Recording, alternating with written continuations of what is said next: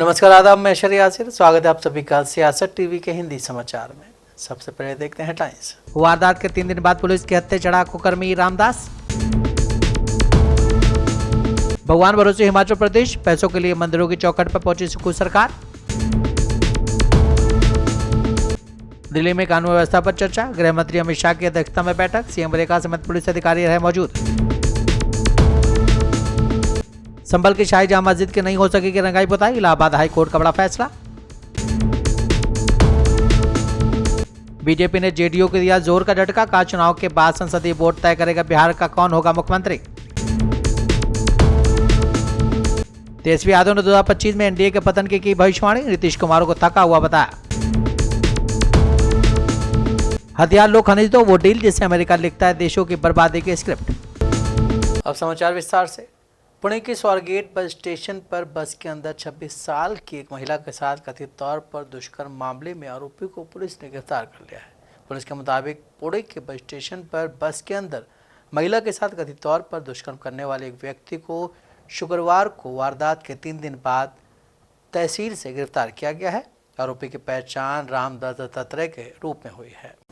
कल रात 1:10 के आसपास Swargate rape bus terminal rape incident के आरोपी को गुनाट गांव से डिटेन किया गया था।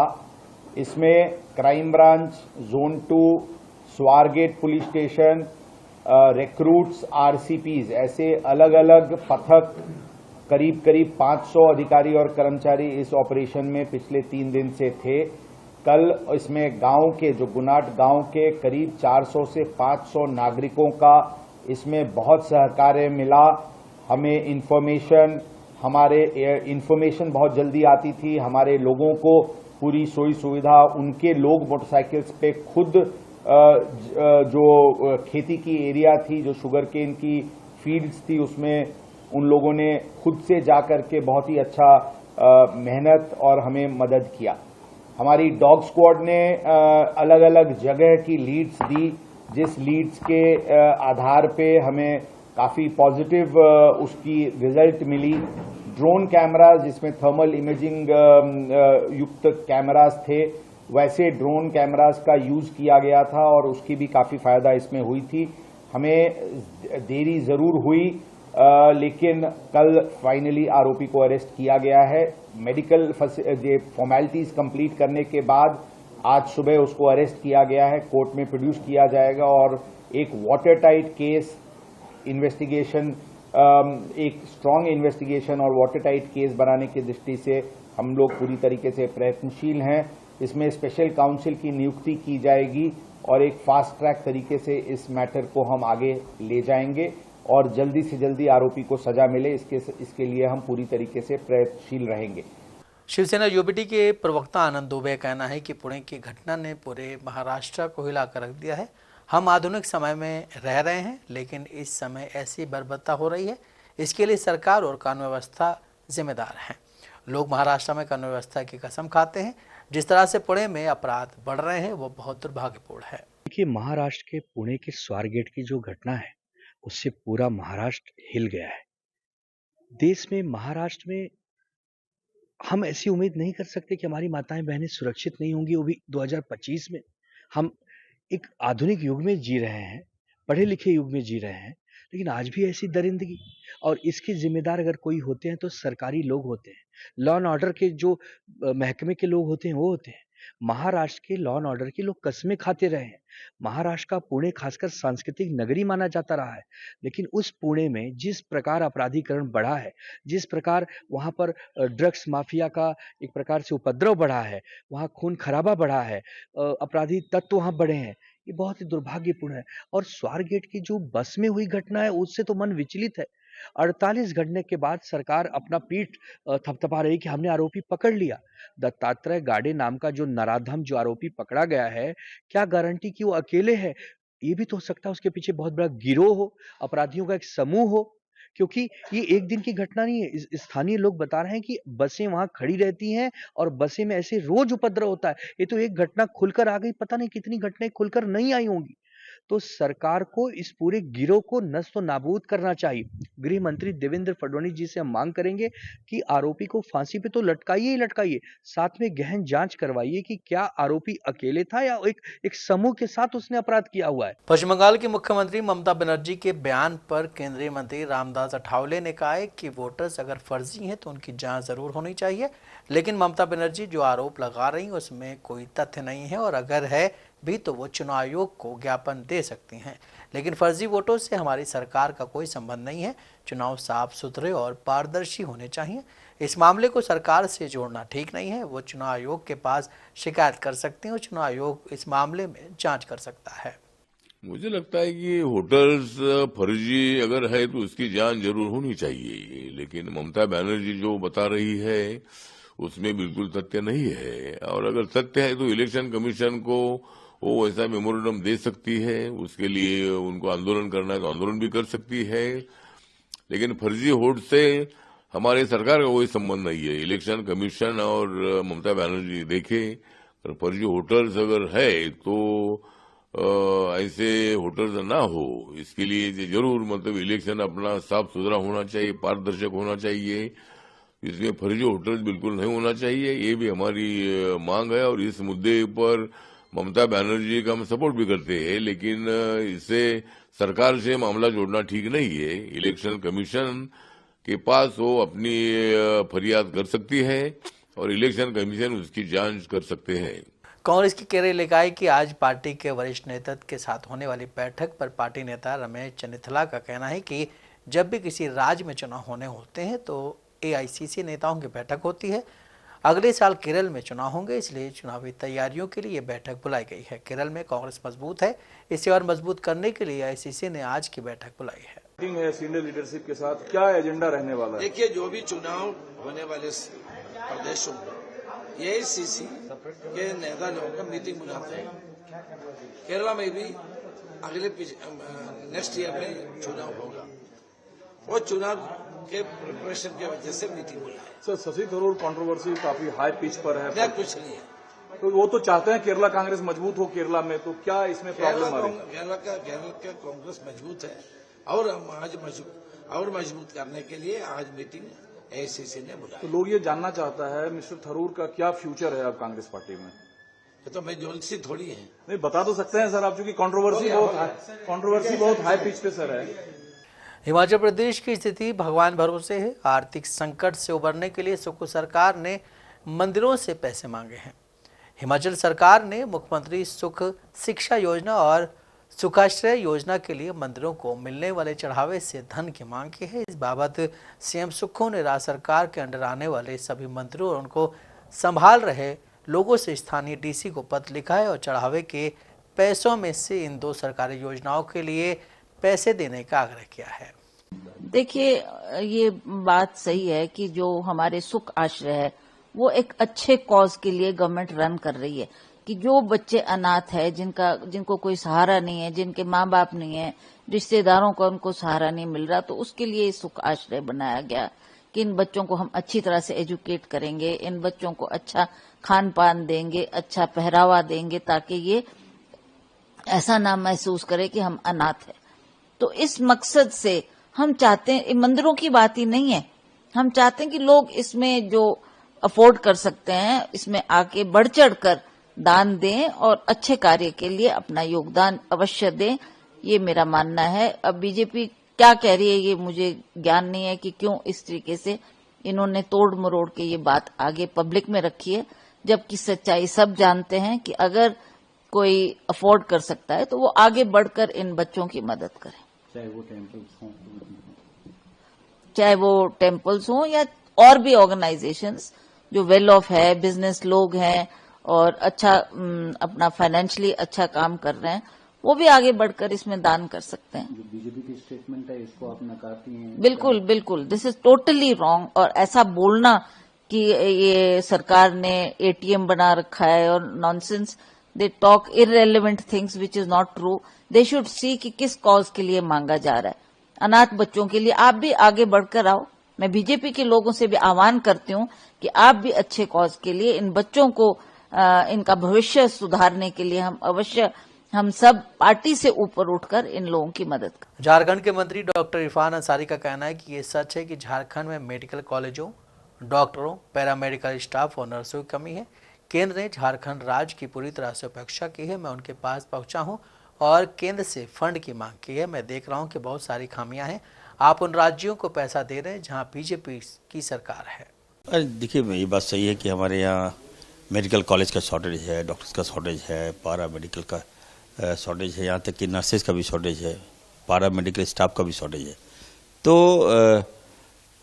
कहना चाहता हूँ कि सेंट्रल जो है वो आंख बंद कर दी है झारखंड के प्रति, और कई बार मैंने डिमांड भी किया उनसे कि झारखंड को पैसा चाहिए, ये गरीब राज्य है, आप हमसे जो हमारा रिसोर्स है आप ले रहे हो, लेकिन उसका पैसा हमें नहीं दे रहे हो। मैं देख रहा हूँ लैप्स है, लॉट ऑफ लैप्सेस है, गैप ऑफ लैप्सेस है, पैसा नहीं है हमारे पास, पेशेंट है हमारे पास, आप पैसा नहीं दे रहे हो। आप पैसा कहाँ दे रहे हो? वैसे राज्यों में दे रहे हो जहाँ पे भाजपा शासित राज्य है। लेकिन फिर भी हमारे माननीय मुख्यमंत्री जी और हम लोगों ने निर्णय लिया है, पैसा नहीं है तो क्या, लेकिन लोगों को मरने नहीं देंगे। पैसा कम है, कम पैसे से अच्छा स्रोत हम करके खड़ा करेंगे। अपना हॉस्पिटल हम लोग बनाने जा रहे हैं, जितना होगा, जितना अच्छा होगा, अच्छा से अच्छा करेंगे। और हम लोग कई नर्सिंग कॉलेजेस हम खोलने जा रहे हैं ताकि हमारे जो नर्सेस का जो शॉर्टेज है वो फुलफिल हो। तो कल भी हम एक कॉलेज के सौगात दिए हैं, और भी मैंने कहा कि जो लोग एजुकेशन क्षेत्र में कॉलेज खोलना चाहते हैं तो मैं ऐसा सरलीकरण कर दे रहा हूँ डॉक्यूमेंटेशन, ताकि कोई भी आवेदन दे तो हम कॉलेज खोलें वहाँ पर। ज़्यादा लेंदी नहीं करना चाहते, तो थोड़ा समय दीजिए। नया नया मंत्री बना हूँ तो लोगों को एक्सपेक्टेशन बहुत ज़्यादा है, तो काम करूँगा। और सीएजी, जहाँ तक रही सीएजी की रिपोर्ट के बारे में, तो मैं रिपोर्ट मंगवा लेता हूँ, अभी जल्दीबाजी होगा, और अध्ययन करके मैं आपको जवाब दूंगा। दिल्ली में कानून व्यवस्था की स्थिति की समीक्षा के लिए आज केंद्रीय गृह मंत्री अमित शाह की अध्यक्षता में एक अहम बैठक हुई है।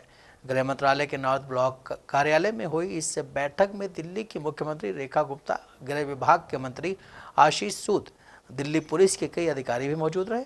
ये काफ़ी अहम बैठक रही क्योंकि दिल्ली में शीला दीक्षित सरकार के बाद ऐसा पहली बार हो रहा है जब दिल्ली सरकार के गृह मंत्री, मुख्यमंत्री और दिल्ली पुलिस के शीर्ष अधिकारी एक साथ गृह मंत्रालय में बैठकर बैठक कर रहे हैं। देखिए, 12 साल बाद ये मेरे ख्याल से ऐतिहासिक बैठक कहनी चाहिए इसको, क्योंकि जिस प्रकार का समन्वय की हमने बात पूरी दिल्ली को की थी कि डबल इंजन की सरकार डबल तेजी से विकास करेगी, शीला दीक्षित जी के बाद आज पहली बार ऑफिशियली दिल्ली सरकार और गृह मंत्रालय ने ऑफिशियली बैठक की। दिल्ली के लॉ एंड ऑर्डर की चर्चा हुई है, दिल्ली का विकास कैसे हो, क्योंकि कई चीजें गृह मंत्रालय के तहत आती हैं, तो समन्वय होना चाहिए। अच्छी बातचीत हुई है, और जिस प्रकार से जो हमारा वादा था कि डबल इंजन का विकास होगा, दिल्ली सुरक्षित रहेगी और चीजों को तेजी से हुआ जाएगा, उसके लिए बैठक हुई है। और ये मेरे को लगता है कि ऐतिहासिक बैठक है। धन्यवाद हो माननीय गृह मंत्री जी का, और धन्यवाद आतिशी अपना रेखा गुप्ता जी का कि उन्होंने जिस प्रकार से तेजी से फटाफट बैठक करके और चीजों को स्ट्रीमलाइन करने की कोशिश करी है। जो 10 साल से आतिशी की सरकार ने इस सरकार दिल्ली का बेड़ा गर्क किया है, उसको आज ट्रैक पर लाने का, विकास का नया दौर शुरू करने का जो हम लोगों ने प्रण लिया है, उसकी तहत आज बैठक थी। आम आदमी पार्टी विधायक गोपाल राय ने कहा है कि भाजपा का रवैया काम करने का कम और आपको गालियां देने का ज्यादा दिख रहा है। लोगों ने भाजपा को सरकार में इसलिए बिठाया है ताकि वो काम करे। वो सीएजी की सभी रिपोर्ट टेबल पर क्यों नहीं कर रहे हैं?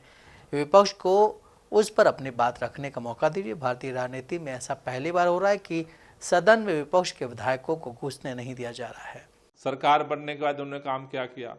इनको सबसे बड़ा काम लगा कि बाबा साहब भीमराव अंबेडकर की प्रतिमा हटाओ, उनकी चित्र हटाओ और वहां पर प्रधानमंत्री का चित्र लगाओ।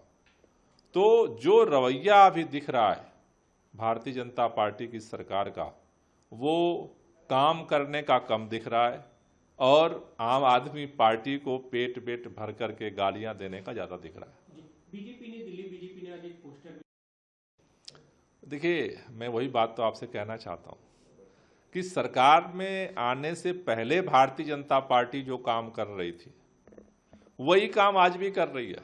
इसके लिए सरकार नहीं बनाई लोगों ने, ये काम तो पहले ही वो कर लेते थे, गालियां देने का, झूठे आरोप लगाने का, सारे तरह के तिकड़म करने का। तो सरकार में लोगों ने बिठाया है इसलिए कि वो काम करें। आज भी काम करने की जगह केवल जुबान चला रही है भारतीय जनता पार्टी। मेरा कहना है कि जो सीएजी की सारी रिपोर्ट आप सामने रखिए, टेबल क्यों नहीं कर रहे हैं सारी रिपोर्ट टेबल करिए, विपक्ष को भी उस पर अपनी बात रखने का मौका दीजिए। सदन से सबको निष्कासित करके, ये पहली बार हो रहा है भारतीय राजनीतिक इतिहास में कि सदन के अंदर आज विपक्ष के सभी विधायकों को घुसने तक नहीं दिया जा रहा है। संभल की शाही जामा मस्जिद की रंगाई पुताई की इजाजत की मांग मामले में मस्जिद कमेटी को इलाहाबाद हाईकोर्ट ने फौरी राहत दी है। हाईकोर्ट ने मस्जिद में साफ सफाई कराए जाने की मांग को मंजूरी दे दी है। आर्कियोलॉजिकल सर्वे ऑफ इंडिया मस्जिद परिसर में साफ सफाई कराएगा। हालांकि कोर्ट ने अभी व्हाइट वॉश यानी मस्जिद की रंगाई पुताई, मरम्मत और लाइटिंग को लेकर कोई फैसला नहीं सुनाया है। हाईकोर्ट इस मामले में सभी पक्षों को सुनने के बाद 4 मार्च को अपना फैसला सुनाएगा। कोर्ट में आज हुई सुनवाई के दौरान आर्कियोलॉजिकल सर्वे ऑफ इंडिया ने अपनी रिपोर्ट पेश की है। एएसआई की रिपोर्ट में कहा गया है कि मस्जिद में पहले से ही पेंटिंग है, ऐसे में नए सिरे से पेंटिंग कराए जाने की कोई जरूरत नहीं है। एएसआई इस रिपोर्ट पर मस्जिद कमेटी ने कोर्ट में आपत्ति जताई है। इस मामले पर जस्टिस रोहित रंजन अग्रवाल की सिंगल बेंच में सुनवाई हुई। बेंच ने मस्जिद कमेटी को लिखित तौर पर आपत्ति दाखिल करने को कहा है। मस्जिद कमेटी को 4 मार्च को अपनी आपत्ति दाखिल करनी होगी। हिंदू पक्ष ने भी इस मामले में अपना हल्फनामा दाखिल करने की इजाजत मांगी है। कोर्ट ने हिंदू पक्ष को भी 4 मार्च को ही हल्फनामा दाखिल करने को कहा है। हिंदू पक्ष की तरफ से यह भी कहा गया है कि मरम्मत और पुताई होने से ढांचे को नुकसान हो सकता है। समाजवादी पार्टी नेता शिवपाल यादव ने कहा है कि भाजपा के लोग सिर्फ गुमराह करते हैं। उत्तर प्रदेश के मुख्यमंत्री योगी आदित्यनाथ पहले कह रहे थे कि महाकुंभ में कोई गंदगी नहीं, लेकिन फिर कल वहां गंदगी कौन साफ कर रहा था। इनको कोई सफलता हासिल नहीं हो पाई और ये वहाँ बाहर ये दूसरे देशों की वीडियो लाके दिखाई गई कि प्रयाग की, लेकिन प्रयाग में श्रद्धालु आते रहे। देखिए, ये भारतीय जनता पार्टी के लोग केवल गुमराह करते हैं और आपने कल देख ही लिया है। पहले तो कह रहे थे वहाँ कुछ भी नहीं, गंदगी नहीं, वो नहीं। कल देखिए, आप सब लोगों को दिखाई दिया होगा गंदगी कौन साफ कर रहे हैं।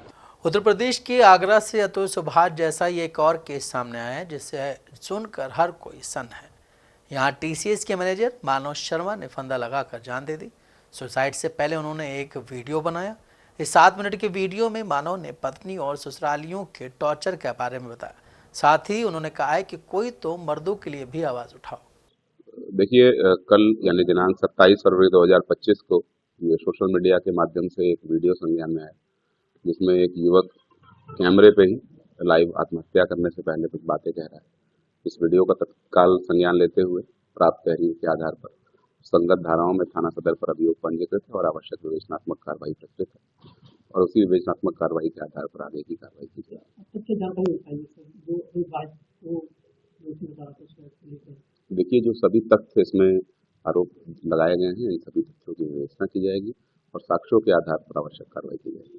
बिहार में विधानसभा चुनाव से पहले बिहार के मुख्यमंत्री नीतीश कुमार की पार्टी जेडीयू को सहयोगी दल बीजेपी ने जोर का झटका दिया है। कह दिया है कि नीतीश कुमार के साथ मिलकर चुनाव तो लड़ा जाएगा, लेकिन बिहार में चुनाव के बाद संसदीय बोर्ड की बैठक में तय होगा कि मुख्यमंत्री कौन होगा। बीजेपी की ओर से दिया गया ये बयान सीधे तौर पर नीतीश कुमार और उनकी पार्टी को झटका देने वाला है। एनडीए में तय हो चुका है कि बिहार विधानसभा चुनाव 2025 नीतीश कुमार जी के नेतृत्व में हम लड़ेंगे चुनाव जाकर।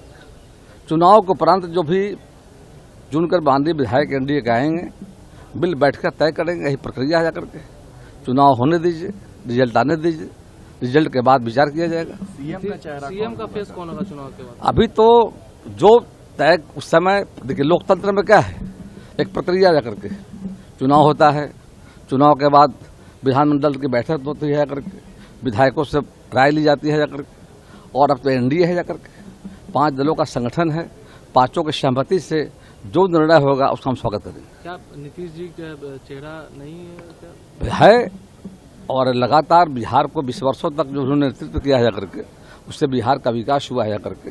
लेकिन जो प्रक्रिया है, अभी तो उनके अगुवाई में चुनाव हम लड़ने जा रहे हैं। पूरी एनडीए उनके साथ एकजुट होकर हम लड़ने जा रहे हैं। लेकिन उसके बाद चुनाव परिणाम जब आ जाएंगे, विधायक जीत कर जब आएंगे, तो विधायकों के राय से मशवरा से जो एनडीए और जो पार्टी का हमारा फैसला होगा उसका हम वेलकम करेंगे। आपको क्या लगता है कि नीतीश जी होने चाहिए कि नहीं? आपका हम व्यक्तिगत, वहाँ तो सवाल है कि सामूहिक राय न आएगी एक व्यक्ति की राय से कुछ होना तो है नहीं। अगर जो बहुमत, जो सर्वसम्मति से जो फैसला होगा उसका हम वेलकम करेंगे। बिहार के पूर्व डिप्टी सीएम तेजस्वी यादव ने बिहार के मुख्यमंत्री नीतीश कुमार पर निशाना साधा है। उन्होंने कहा है कि सीएम नीतीश अपनी विश्वसनीयता खो रहे हैं। इसके अलावा उन्होंने आगामी बिहार विधानसभा चुनाव में एनडीए की हार पर विश्वास जताया है। तेजस्वी यादव ने कहा कि लोगों को पृष्ठभूमि में देखना चाहिए कि कैबिनेट में शामिल किए गए लोगों के खिलाफ कितने मामले हैं। ये नीतीश कुमार का आखिरी कैबिनेट विस्तार है। खैर, इस पे तो हम ज़्यादा टिप्पा टिप्पणी नहीं करना चाहते हैं, उनका अपना अधिकार है, मंत्रिमंडल का विस्तार कर सकते हैं, लेकिन ये माननीय मुख्यमंत्री जी का अंतिम ही जो है मंत्रिमंडल विस्तार रहेगा। अब इनके बाद तो एनडीए की सरकार जाने वाली है, 2025 में एकदम एनडीए खत्म होने वाली है। बिहार की जनता ऊब चुकी है, 20 सालों से डबल इंजन की सरकार है और माननीय मुख्यमंत्री जी अब लायक योग्य नहीं रह गए हैं मुख्यमंत्री के पद पर, बिहार चलाने लायक। लगातार जो है जिस हिसाब से उनकी क्रेडिबिलिटी है गिरती जा रही है, छवि खराब होती जा रही है। अब बिहार की जनता जो है खटारा गाड़ी नहीं चलाना चाहती है। अब बिहार की जनता नया गाड़ी जो है पे सवार होना चाहती है। मंत्रिमंडल में जो लोग भी हैं उनके बैकग्राउंड को भी ज़रा चेक कर लिया जाए कि कितने केस मुकदमे इन लोगों पर हैं। खैर, इस पे तो हम ज़्यादा टिप्पा टिप्पणी नहीं करना चाहते हैं, उनका अपना अधिकार है, मंत्रिमंडल का विस्तार कर सकते हैं, लेकिन ये माननीय मुख्यमंत्री जी का अंतिम ही जो है मंत्रिमंडल विस्तार रहेगा। अब इनके बाद तो एनडीए की सरकार जाने वाली है, 2025 में एकदम एनडीए खत्म होने वाली है। बिहार की जनता ऊब चुकी है, 20 सालों से डबल इंजन की सरकार है और माननीय मुख्यमंत्री जी अब लायक योग्य नहीं रह गए हैं मुख्यमंत्री के पद पर, बिहार चलाने लायक। मध्य प्रदेश के भोपाल के यूनियन कार्बाइड फैक्ट्री से पीथमपुर लाया जहरीला कचरा जलाया जाएगा। हाईकोर्ट के 18 फरवरी के निर्देश के बाद 27 तारीख से पीथमपुर की राम की फैक्ट्री में रखे रासायनिक कचरे के निष्पादन के ट्रायल रन की तैयारी शुरू कर दी गई है। यहां पर 12 कंटेनर 1 जनवरी को भोपाल से पीथमपुर भेजे गए। इस बीच पीथमपुर में जहरीला कचरा जलाने को लेकर कांग्रेस नेता जीतू पटवारी ने मोहन यादव सरकार पर निशाना साधा है। यूनियन कार्बाइड का कचरा सरकार बहाना बना रही है कोर्ट का। कोर्ट ने नहीं कहा कि कचरा जलाना नहीं जलाना सरकार के विवेक पे है। जहरीला कचरा है, अगर यहाँ से सरकार उठा के वहाँ लेके गई, इसका मतलब है कि उस जमीन को उनको खाली कराना था। इसके पीछे सरकार के और सरकारी नेताओं के आर्थिक हित छुपे हुए थे। इंदौर शहर ने लगातार विधायक दिए, सांसद दिए, महापौर दिया। भारतीय जनता पार्टी ने इसके बदले भावी पीढ़ी को कैंसर दिया। बार बार मैं इस बात को दृढ़ता से कहता हूं कि अगर मैं झूठ बोल रहा हूं तो सरकार, मुख्यमंत्री और स्थानीय नेताओं को चुनौती देता हूं। आप जब कहो, जिस समय कहो, प्रशासन को भी देता हूं। मैं राम की कंपनी के आसपास के 10 किलोमीटर के रेडियस का पानी, भूजल चेक कर लो, उसमें कैंसर के तत्व मिलेंगे या नहीं मिलेंगे। मैंने चेक करवा लिए, इसके बाद बात कर रहा हूं। मैं इंदौर शहर से आग्रह करता हूं, आपने आपका मत भारतीय जनता पार्टी को दिया। भारतीय जनता पार्टी ने इसके बदले आपको कोविड में यातना दी, उन्होंने कैंसर का कचरा दिया, उन्होंने करप्शन का जहर दिया। इंदौर शहर वासियों जागो, हम हमारा दायित्व निभाएंगे, पर आपके सहयोग की अपेक्षा है।